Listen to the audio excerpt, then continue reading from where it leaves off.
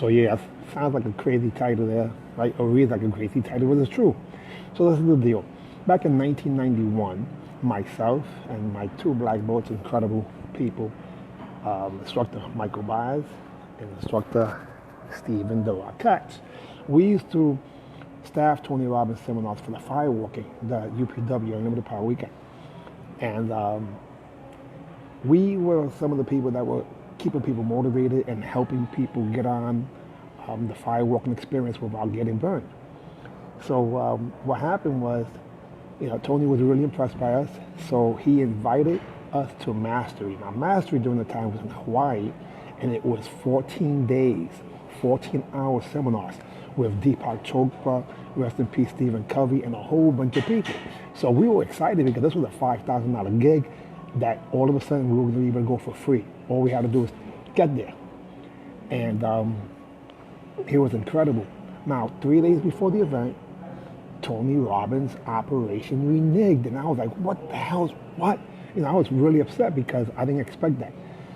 So my two students couldn't go, but I took out my American Express corporate card and I got myself on that plane all the way to Hawaii in the island of Kona. So Tony Robbins, today he's a multi-billionaire, but back then he wasn't as known as he is today. This is before the movies and things. But so I said, you know what, I'm gonna punch him in his mouth. I'm gonna punch him in his mouth. But before I do that, let me get at least some other money's worth. He gave us a discount, so we only got it for $3,000. But again, $3,000 was a lot of money, right? 14 days, which in reality, it included food and it included the hotel. So it wasn't really that expensive. It was actually cheaper than going to Hawaii for 14 days without the seminars. But that wasn't the point. The point was that he reneged on the deal. And I wanted to find out why. But I had to go all the way to Hawaii to find out. So I said, let me wait a few days until, so I can at least earn some of my money back. So on day number 3, and the lights were dimmed, and Tony was going through what's called reality bridging. And I'll explain what that is in a second. So what I did was, I said, this is a perfect opportunity. And I said, Richard, who used to be his handler, and I know Richard because he used to staff with us.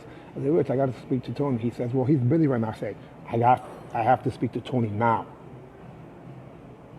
And that little quiet silence made him, know that I was serious. And they all knew I was a martial artist, because he actually trained with Junri at the time, Grandmaster Junri, rest in peace. Anyhow, so what happened was, when I approached Tony, I said, listen, I'm not exactly sure what happened on your end, but I'm just curious to find out why we wasn't able to continue with our deal. And he said to me, basically, I had someone negotiating that was a little too aggressive. And they felt that the staff felt intimidated. They felt that it was best that we wouldn't be there in that manner. But he did mention that we could offer you a discount here. And I said, yeah, that's why I'm here. So reality bridging, let me explain what that is.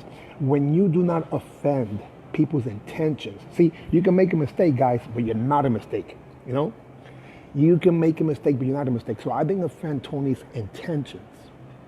But I wanted to find out from his perspective what he was dealing with. See, a lot of times people are going through hard times and we think that it's us. Why are you treating me like that? What the hell's wrong with that person? And we don't really know. That's a story that Stephen Covey mentioned about how this guy was taking a train in New York City. We do it pretty often. And these kids were just running around rampant. And this guy sitting there, and the kids are jumping from one seat to the other, and the man is not saying anything. And eventually, Stephen Covey says, or whoever it was, says, sorry, don't you notice what's happening with your kids right now? Why don't you control your kids? And the man broke out of the spell and says, you know what? You're right. I guess they don't know how to handle that they just found out that their mother just died. And what is that? It was called a paradigm shift. See, all of you guys right now are going through some challenges, just like me. And some of those challenges are beating us up. But my point is that all of us go through challenges, and yes, God does not give you things you cannot handle. But have you been calming yourself into thinking, or into really believing your lie?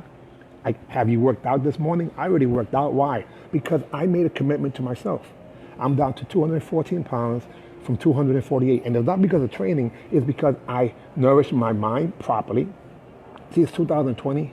So to me, all those things that happened in the last decade are way behind me now. Way behind me. So what I want to do, I want to make sure I better my best against myself. I better my best against me. You're competing only against yourself. Do you want to become a better mother, a father, a sister, brother, a grandparent, what have you? That's what I want to do. And yes, constant and never-ending improvement is the key. Constant and never-ending improvement. As somebody just put, consistency. That's right, GJ Torres Jr. I should say Jay. You literally must wash your butt every day. What? Yeah, but you must also wash your mind of all those negative things.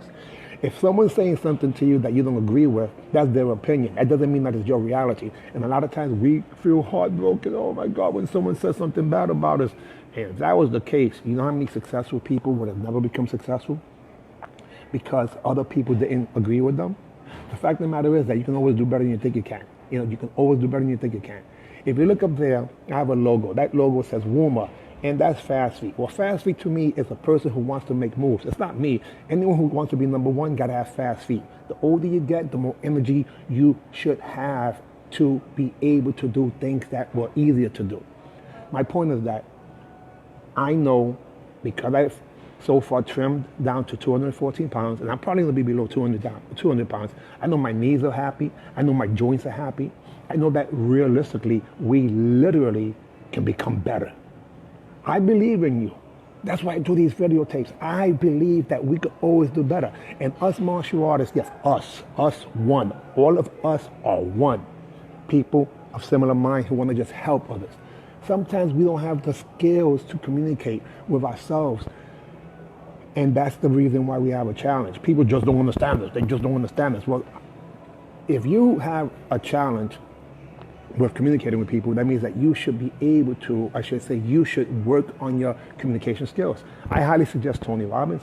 You know, again, this is a multi-billionaire. This is a guy who, because of his ability to point out things that I was already doing and a whole bunch of things that I didn't know how to do, I was able to earn 6 figures. Imagine that, 6 figures in literally 1 year to the max. In other words, imagine that I was earning $200,000 a year teaching martial arts during the recession in the 1990s in the Boogie Down Bronx. I had a location with 300 students in a school that had 850 square feet of usable space.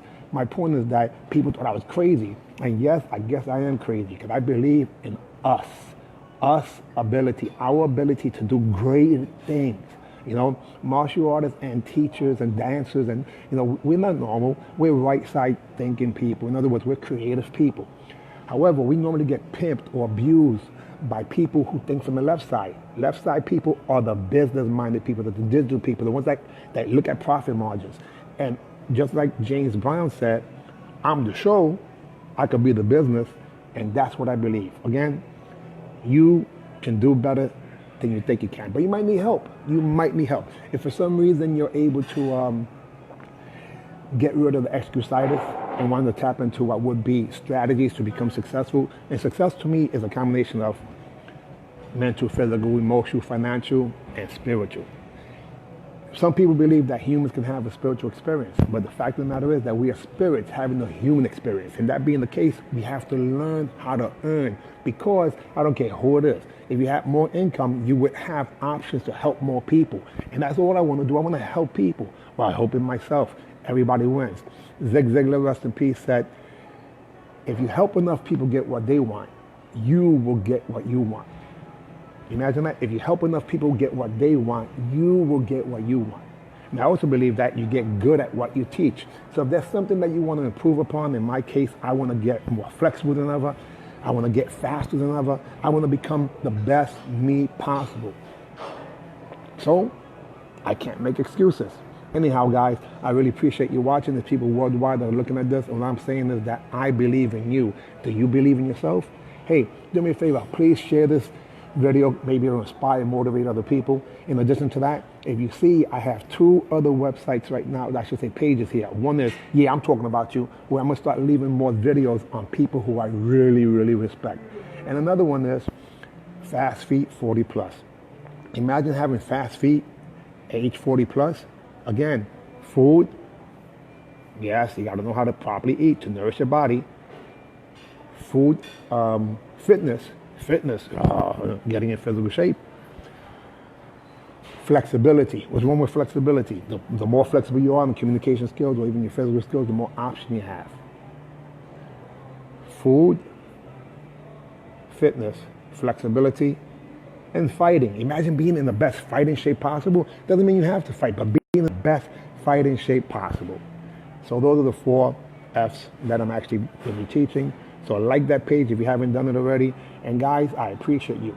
Okay, so one question I'm going to ask you again. What would you attempt if you knew it was impossible to fail? Raise your standards, guys. Raise your standards.